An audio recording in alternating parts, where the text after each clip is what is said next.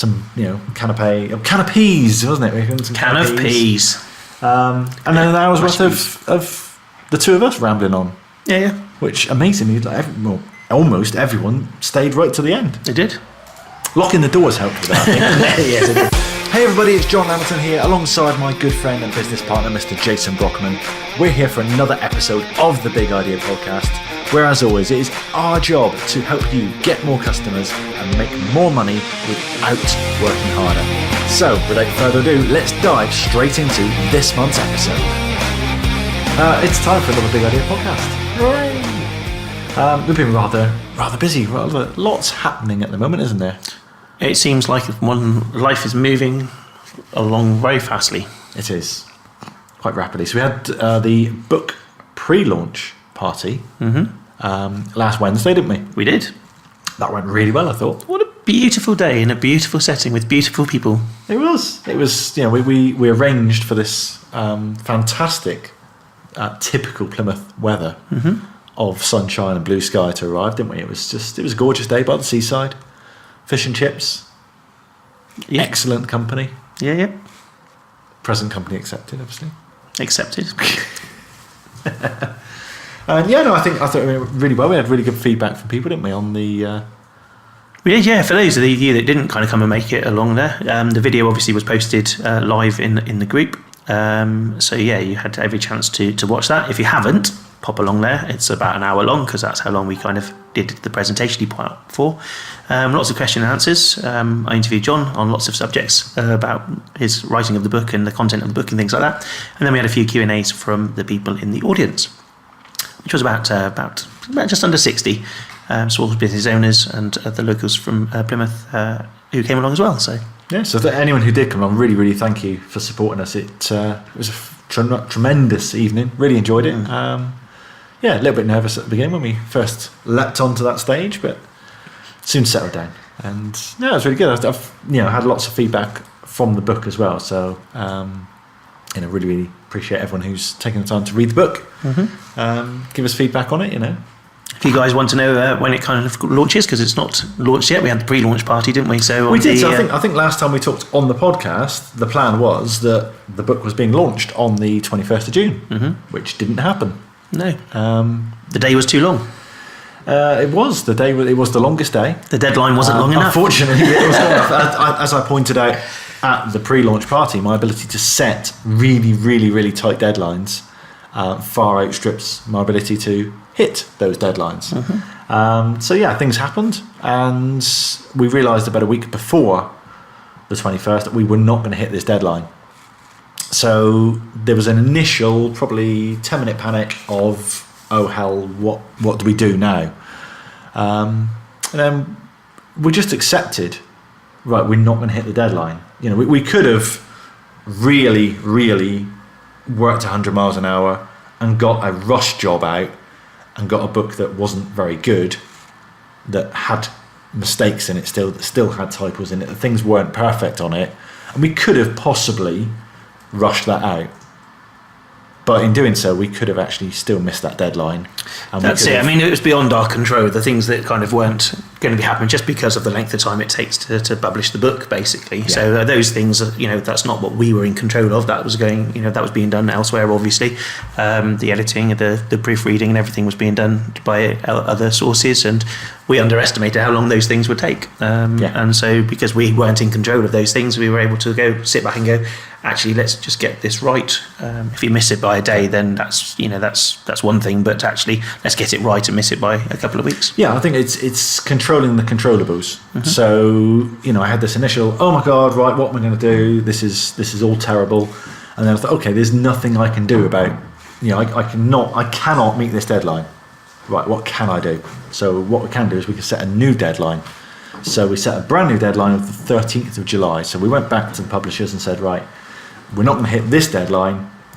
Give us a deadline that we absolutely can hit, like with ease. This is not, we're not going to be scrabbling around for the next 4 weeks going, oh my God, I've got to do this, I've got to do that, I've got to spin multiple plates, and we're still rushing it out. It's like, we want something out there that's really, really good. We want it to be absolutely top-notch quality, we don't want it to be too far in advance that actually we're saying to people, we've done the pre-launch last week and then, the book comes out in December, be ready at Christmas. But no, we were able to have that deadline that actually, we can commit to. It's still only a few weeks away, but we get a better product at the end of it. We've got more time, so nothing is rushed. So all the marketing we were doing, all the systems and processes set up, they can be done properly now without actually having to rush it out there. Obviously, the main concern we had at the time was, because this was a week before the launch party, was we've got 50 people coming to an event next week expecting a book. And so at the time, we had 50 people registered because lots of people couldn't get on with the Eventbrite ticketing, so we had a handful of people coming and no books. Brilliant. Plenty of food though, that was all. The food was all sorted, the venue was all sorted, we just didn't have any books for the people that were coming, and we didn't have people. So eventually we sorted it out. We got what we termed a pre-launch advance copy of the book, so it's basically unproofread. It's been proofread by me and several other beta readers and by the publishers themselves, but there's still Sarah went through it. Obviously she's a teacher, so she went through it and said, there's a few typos in here, about 1 every 10 pages. So not massively, needed proofreading or anything like that, but there was some little niggles that, as I've looked at that book for the last 6 months, so I know like almost every word of it. I know that's not quite right. That doesn't flow quite properly. I'd like to have an image there. I'd like to move that across to that page. And it just wasn't perfect. So, but we've always said good enough is good enough. And that was good enough to actually say to people, look, this is you're going to get the main gist of the book here. It still looks absolutely bloody awesome. Lee has done a fantastic job on the design. You got a copy there, have you? Okay, because I literally don't actually have a copy of my own book at the moment because I've literally sent them out to everyone. If you're waiting for a copy, by the way, and I promised to send you one, there they are. They're all ready to go out. They're going to go out in today's post. But and for those listening on audio, that didn't work because I've just showed it to the camera. But nor does this picture that I'm putting. It doesn't. So what you need to do if you're listening on the audio is head along to bigidea.co.uk/Facebook. Where you can join the Ambitious Lifestyle Business Facebook group, and you can watch the video and you can see all these wonderful things that we're pointing at the screen. So I think the key thing was we got something out there that was it was good, but it wasn't perfect. But we're not, we've asked nobody for any money for this at all. It's a free event we put on. We plied them with pasties and pims and bottles of beer and give them a free book and some, can of peas, wasn't it? Can of peas. And then an hour's worth of the two of us rambling on. Yeah. Which amazingly, almost everyone stayed right to the end. They did. Locking the doors helped with that, I think. Yes, it did. So, guys, what we've said, because obviously it's our responsibility to let you guys know about the book and when it's kind of launching things. So we have put a page together so we can remind you. So you need to let us know that you'd like a copy of the book when it comes out. So you do need to pop along to bigidea.co.uk and then / and tell me. If you just fill in that little box there, we will let you know as soon as it's available. That was the book launch. So it went really well, I thought. Hopefully, the proper launch will go just as well. I don't even think we've managed it. Have we mentioned it? Mentioned it? Have we mentioned that date? 13th of July. We have. There you go. Just mentioned it again. That's very good. Yeah. So you're giving it the URL. We'll drop the URL into the comments on the Facebook group as well. So if you're in there, Rob's about to do it, I think. There we go. Rob's on the case. bigidea.co.uk / tell me. Tell me. There was a little incident on Friday, wasn't there, involving my car? Yeah, made the news, the headlines. I saw it. Yeah, it's made the headlines in the Ambitious Lifestyle Business Group. Anyway, I don't know about anywhere else. New book author wipes out on Hairpin Bend. It wasn't a hairpin. It wasn't even hairpin. No. Come on, big it up for goodness sake. No, it was a nice sweeping. Well, I've already said that it was 120 miles an hour crash. At hairpin. Which I never mentioned the word hairpin. No, I would like it. It sounds better. It sounds better. Okay, hairpin. Yeah.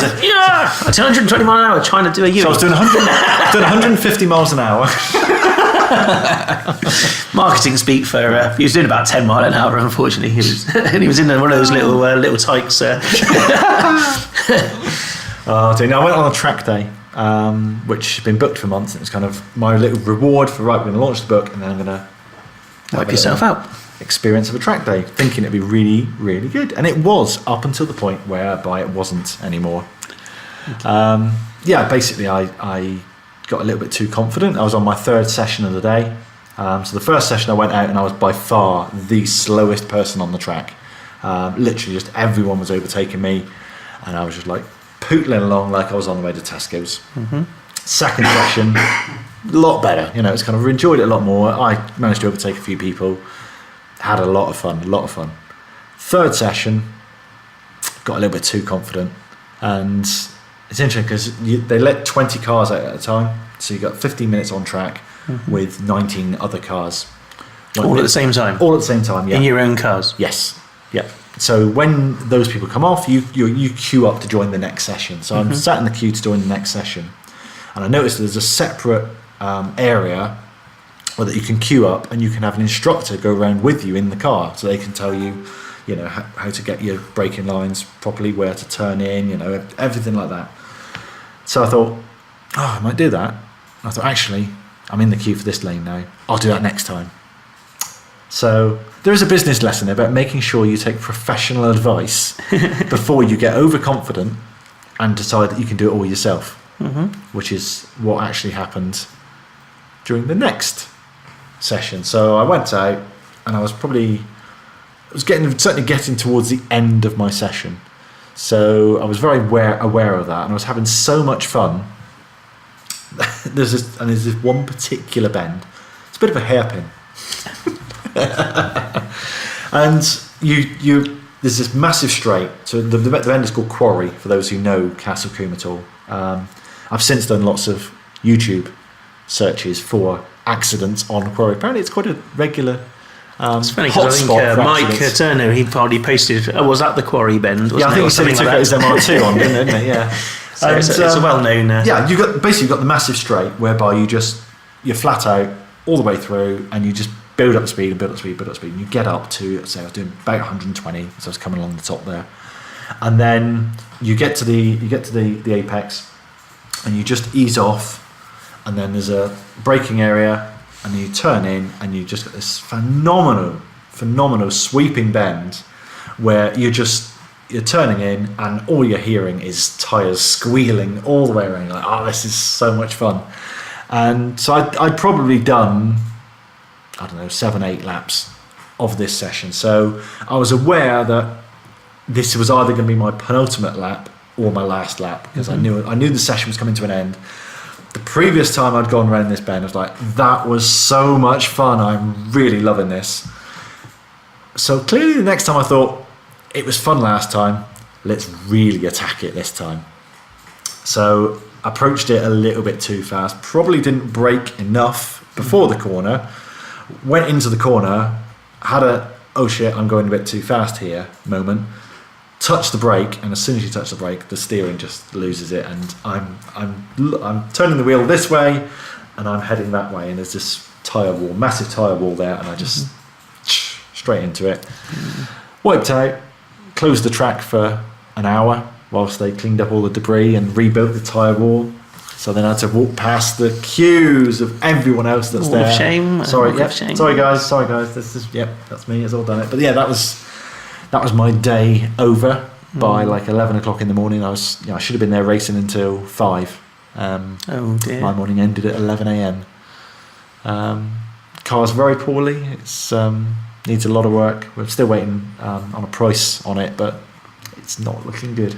Oh dear. So it's a shame. It's a shame. But you had some fun though. I did have some fun, yeah. That's so fun. Yeah, there's a definite business lesson there in that don't go over egging it. Don't be overconfident in what you're doing.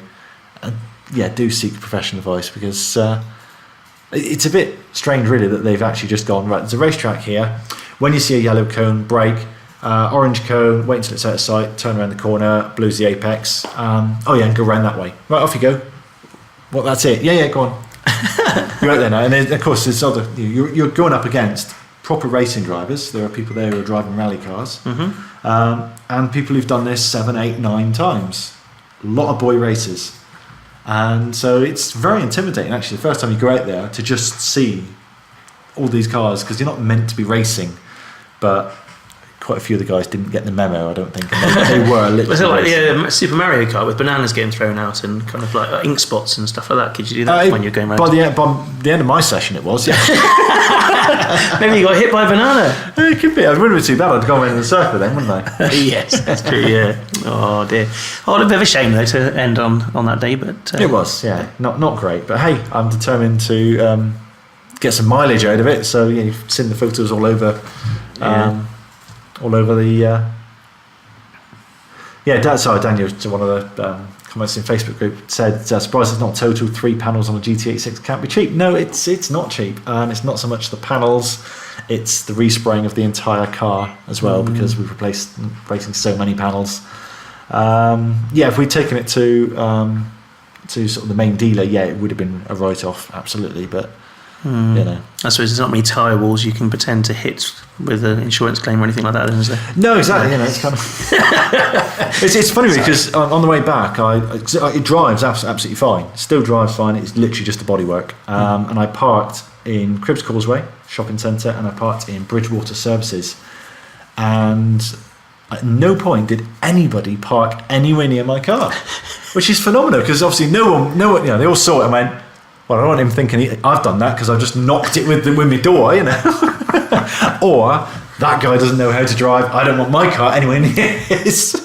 So I got out and when I got to Cribbs, there was literally 6 spaces all around me. I was like, brilliant! Everyone's giving me a wide berth. So we had a meeting with the local rag, didn't we? We did. The local paper, the Evening Herald. Are they still called the Evening Herald? No, they're just the Herald. The Herald. Plymouth Herald, maybe. Okay, yeah. So this is the first time, certainly, that I've been interviewed by the Herald in 16 years, I believe it was.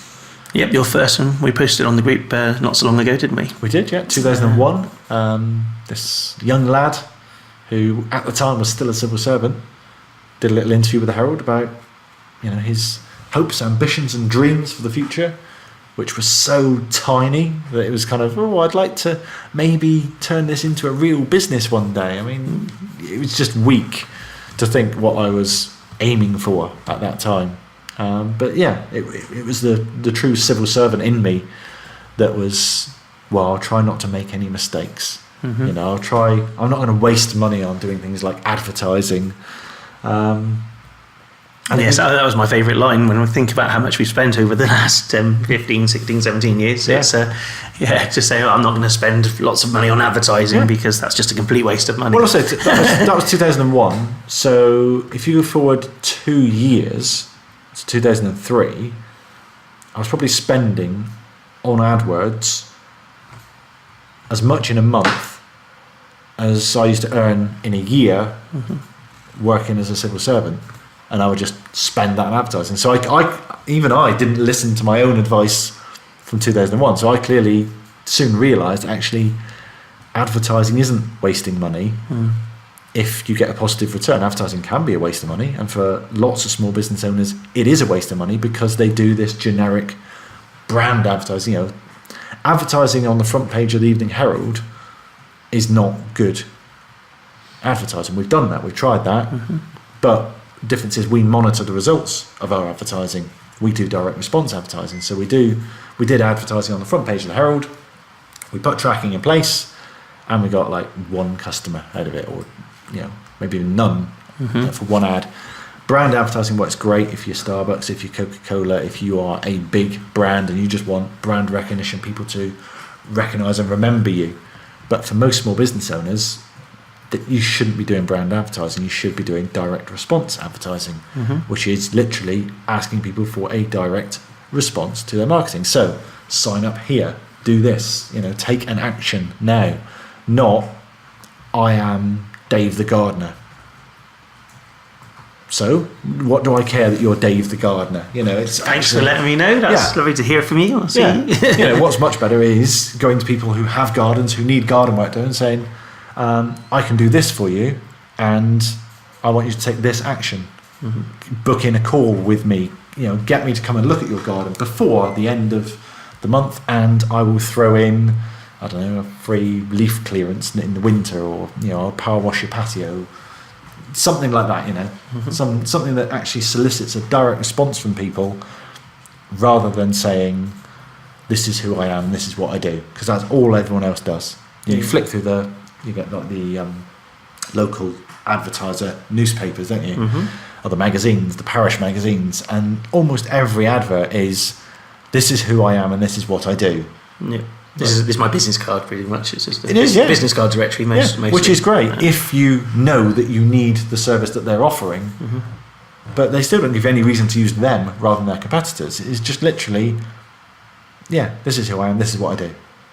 Fantastic, mate. I mean, we talked about it a few months back with talking about what's it called, tombstone ads, and that is where you put your name at the top. So the only place you want your name at the top is on your tombstone. On your advert, it should be your main headline, your main call to action, your main "what's in it for me," because that's all that the people care about when they're reading these adverts is what's in it for me. Why should I read your advert? I'm Jason Brockman, painter and decorator. So what do I care? Unless I want my living room decorated, in which case talk to me about how you can decorate my living room, not "my name's Jason." I don't care. I only care that you need to tell me somewhere on the ad who you are, because otherwise how do I know to get in touch with you? But that doesn't need to be the first thing out your mouth. You wouldn't walk into a room full of prospects and say, "My business is called this." You'd say, first of all, you'd ascertain whether people actually need your business. Let's narrow that down, narrow the market first.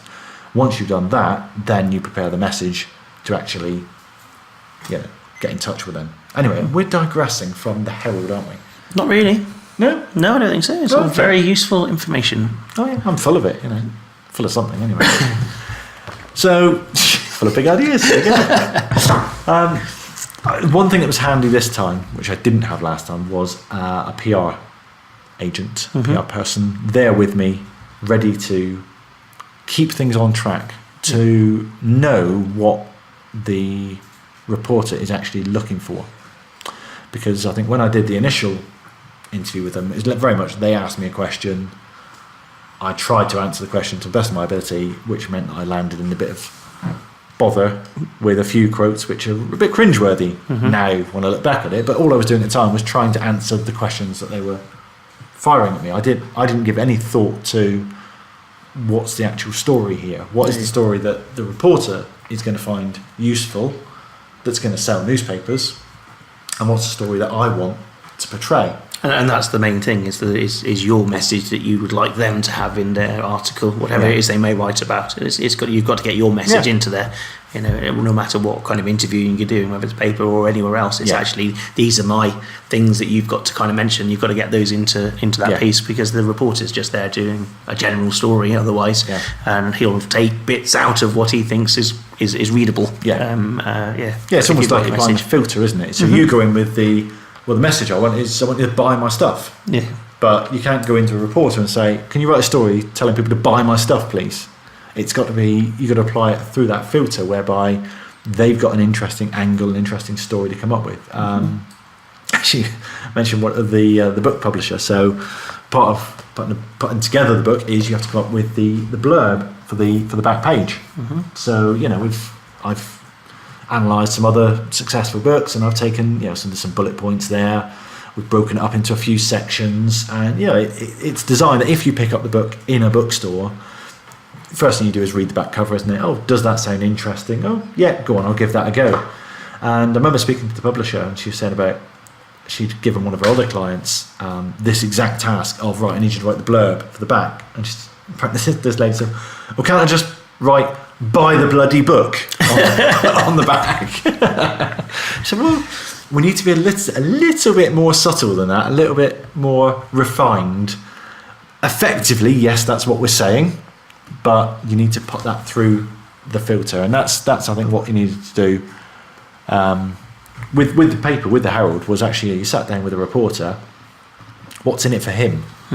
Because he has the job of selling that article to the editor to say, well, actually, is this actually interesting for the readers? Because then, what's in it for the reader?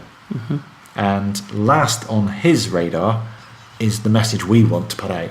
Yeah. So the PR person knows very clearly what our message is, what we want, the message we want to get across, but she knows how to phrase it in such a way that the journalist gets a quote that he wants, he gets the story that he wants, that gives the readers what they want, whilst actually making sure our message gets across. Because I've seen it so many times where people have written this wonderful press release, and then at the very bottom of the press release they've put, and for more details on our product, go to our website.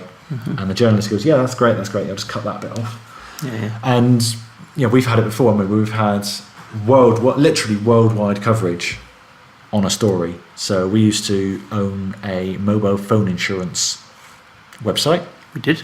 And we did some PR on that along I think it was the top 10 spurious claims of...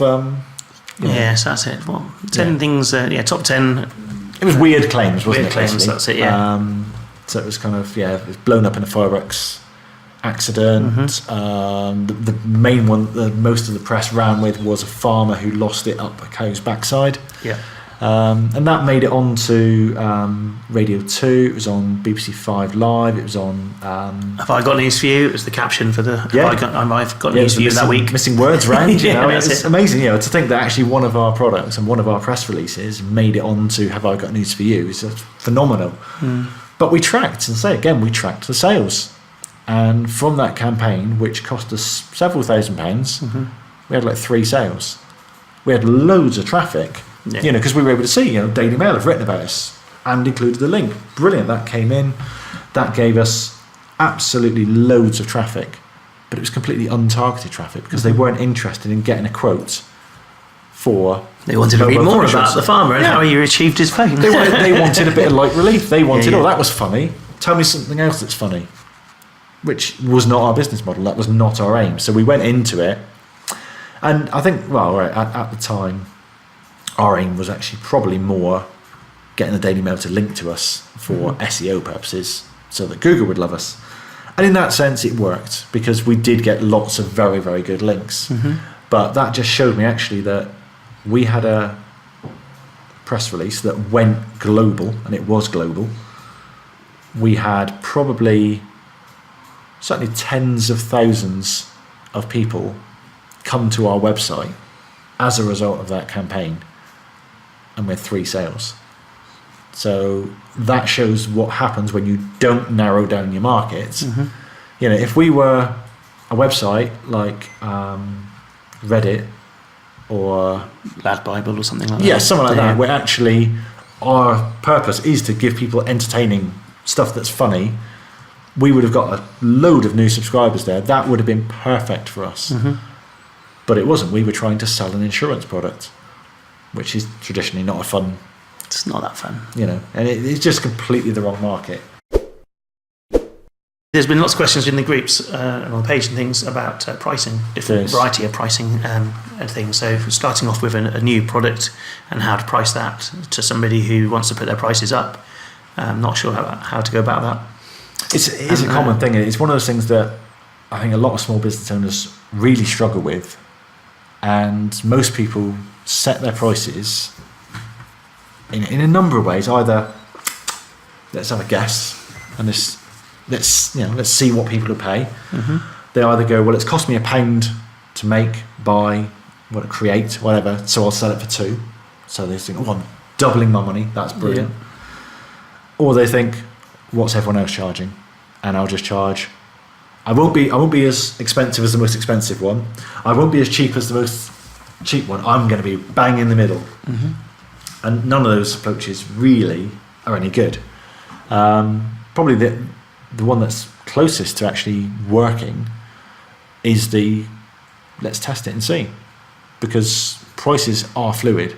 You can change prices at the drop of a hat. We've done it with a lot of our membership websites. We set a price, we see if people are willing to pay it, we monitor what the conversion is. It's a common theme today here, isn't it? There's lots of we actually monitor results. Yes. We check the effectiveness of everything we do, every ad campaign, every price rise. So, we'll keep the product exactly the same and raise the price. So we see what happens to the conversion rate. What should happen is that the more you increase the price, the lower your conversion rate goes. But it won't necessarily happen fluidly in that, your price can go up 20% and your conversion rate drops 5%. And that means you actually end up making more money. Yeah. But yeah, we've been able to change prices quite fluidly over the years, whereby we put the price up until people stop buying completely. And then we drop it down and we continue to monitor until we eventually find what is the optimum price, because that's everyone's job. It doesn't matter what it costs you to make.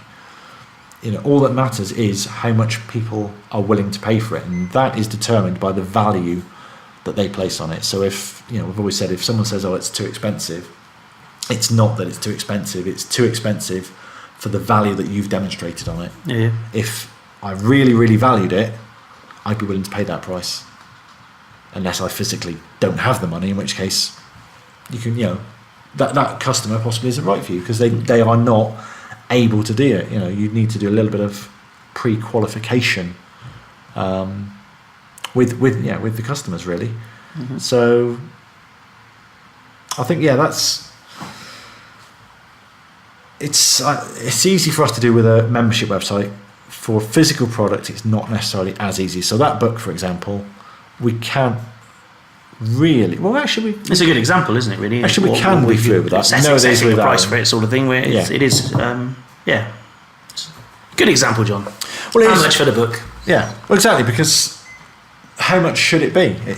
I could look at it and say, well, I've seen books in this sector on Amazon for £3.50.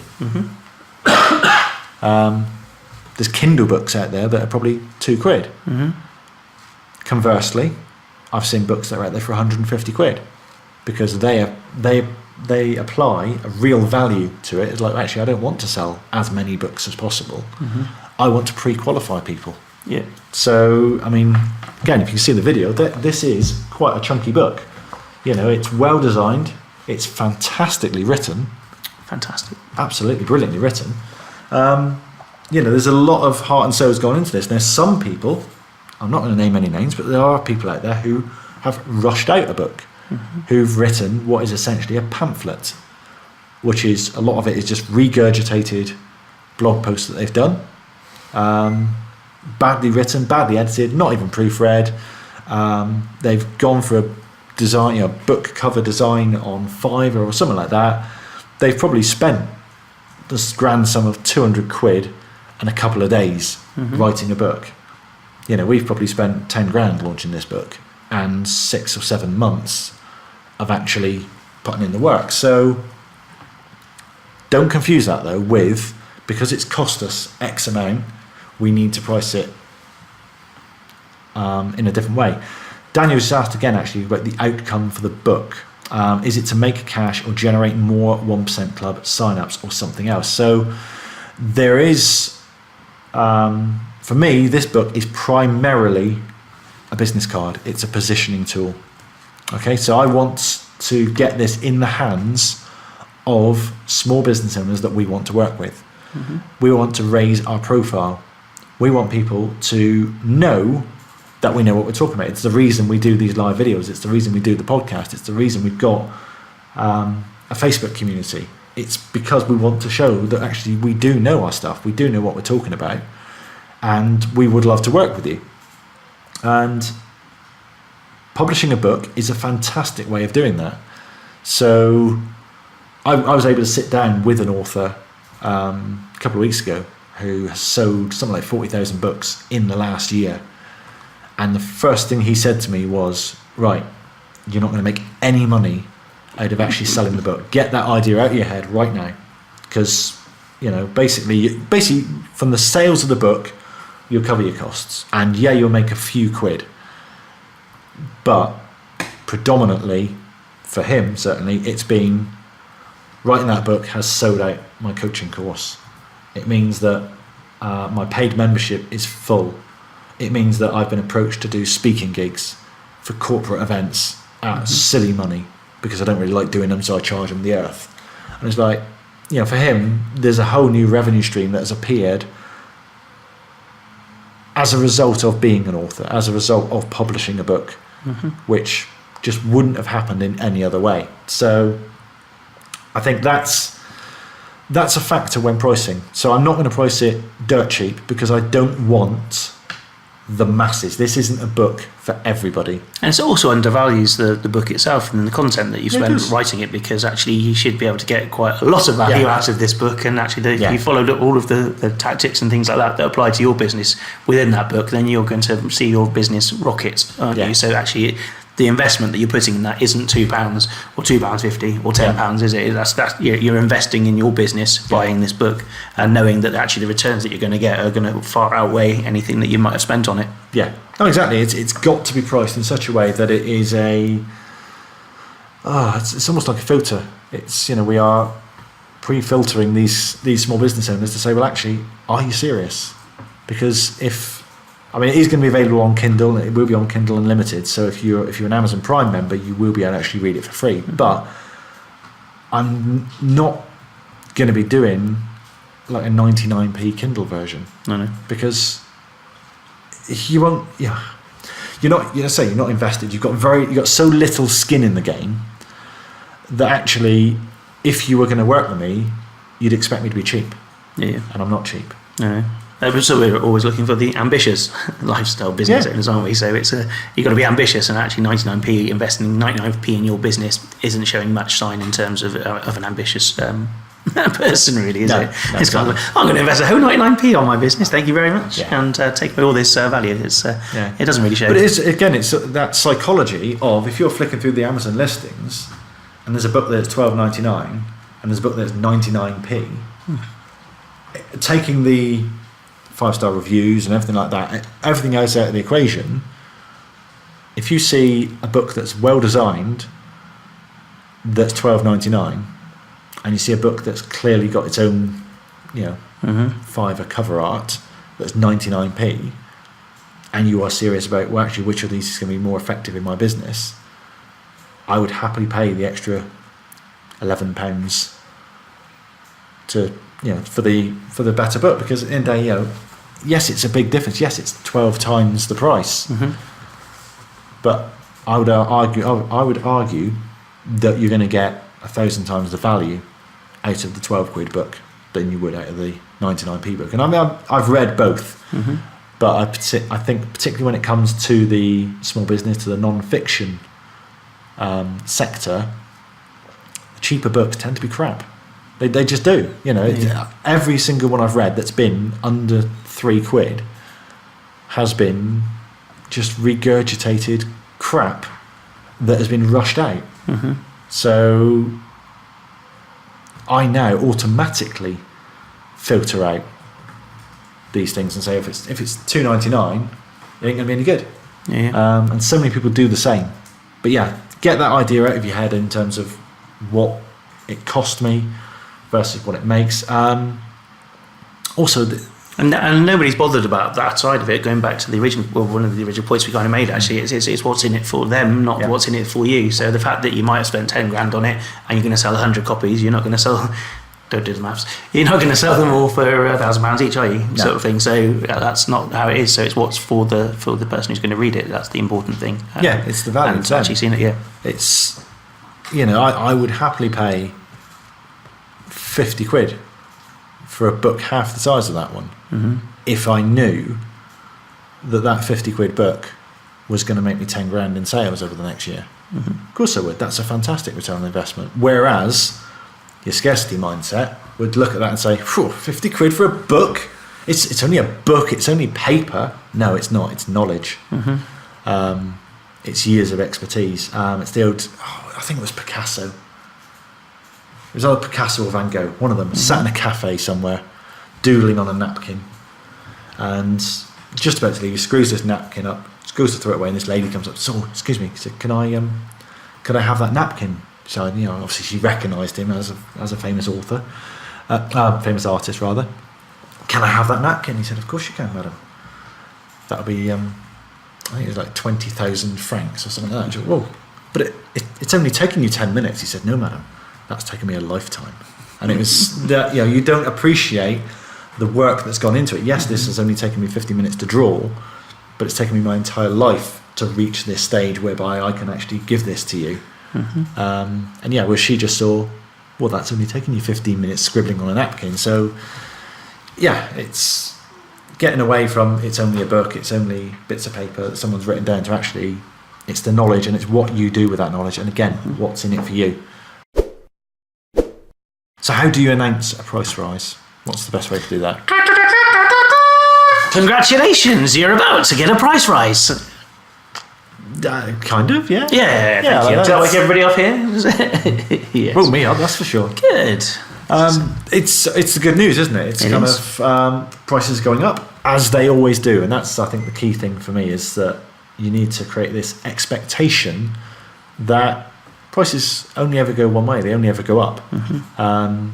There is so many people are, because they're afraid of what people are going to think. Oh my God, if I put my prices up, people will leave. So what they do is they don't put the prices up. And then next year they're still scared, so they don't put them up again. And then the year after they're scared again, so again. So they create this expectation of prices never go up. So that and then eventually 5 years have passed, and it's, oh my God, I can't afford to pay the bills now because all my bills have gone up because they put the price up every year. Right, it's time to put my prices up now. And then you go out to your customers who've been with you for 5 years without a single price rise and saying, I'm really sorry. I'm really sorry, but I have to put your prices up. It's not my fault. It's my supplier's fault. It's Brexit's fault. It's Donald Trump's fault. It's Theresa May's fault.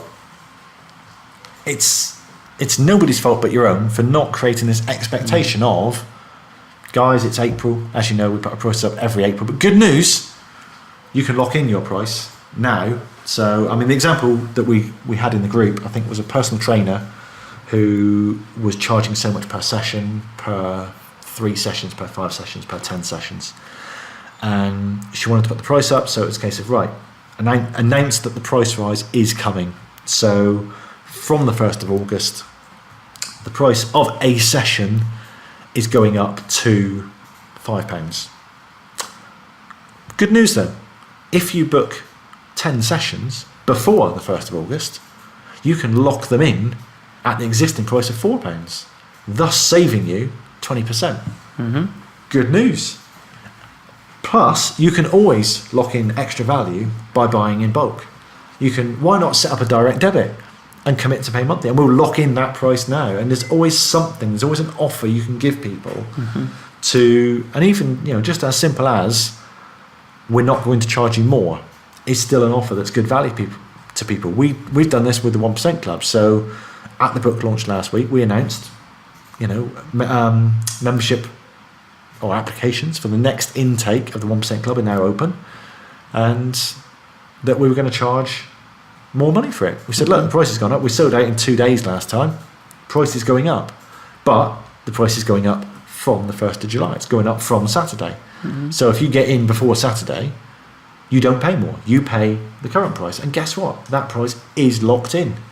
You will always pay that price. That price will never go up.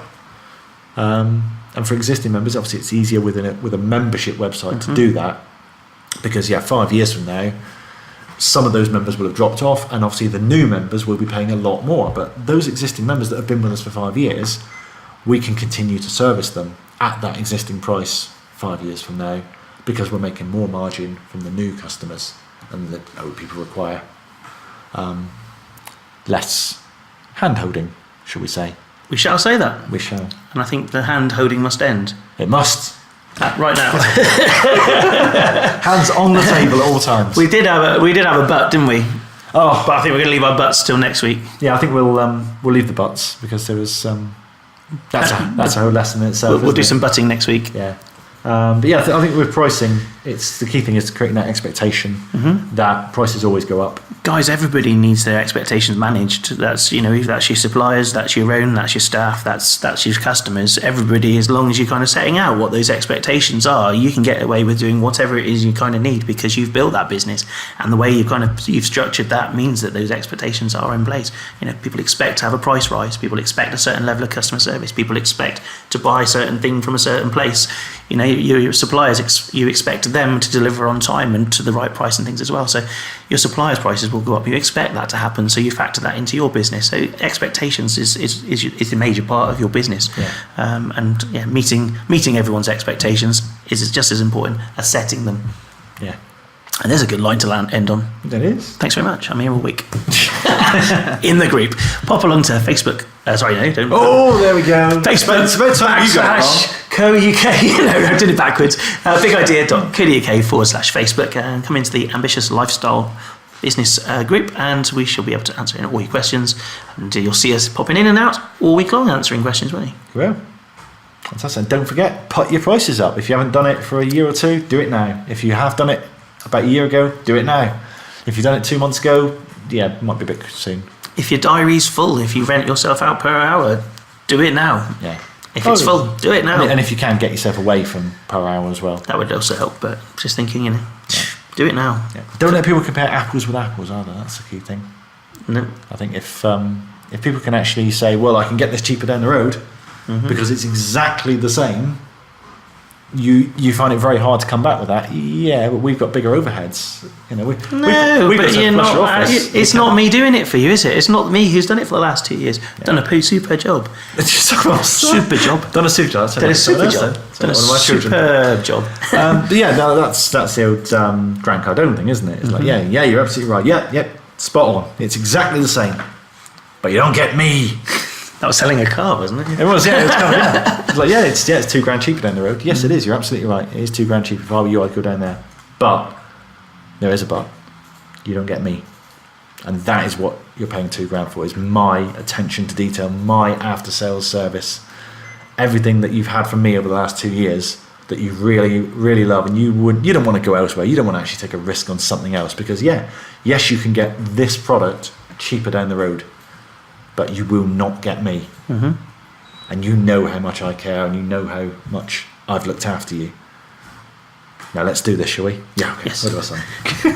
Thank you very much, those listening to the podcast. We're going to log off now and see you all again soon. Yep, see you soon. For the Facebook guys, we are going to do, let's stick around for a few minutes, do live Q&A as always. But yeah, for the podcast guys, we'll see you next month. Bye-bye. So there we are, another episode in the can. How was it for you? Please let us know. However you listen to these podcasts, please leave a review on that platform. Let us know what we can do better, what you like, what you don't like, and how we can improve to make this show even better for you. We'll see you next time.